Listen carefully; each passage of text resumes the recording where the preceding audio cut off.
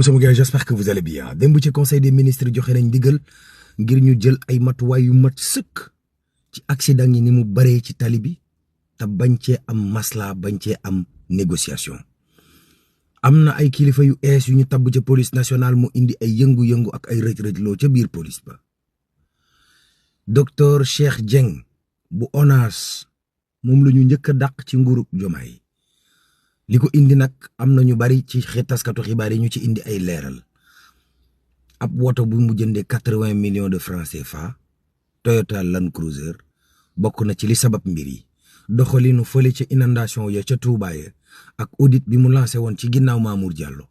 loola yëpp xëy na mën na caa laale waaye lu ci mën ci am lees ci xam daan leen ko wax. waaw Senelec mooy jéem a expliquer sénégalais yi woyofal bi nees ko tasee ak njëkk yi ni mu mel ndax comprendre ngeenam déet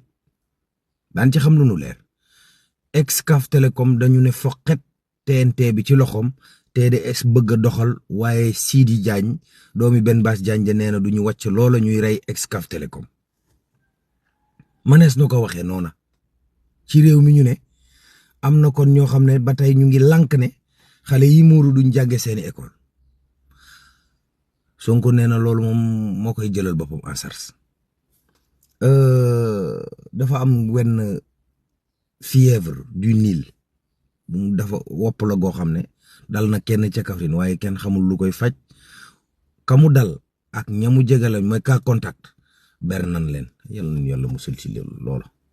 yàlla xarit ba lay musul baal ba ko naree dara jàll ay waay lii ba jàpp la awa baax na kaso yi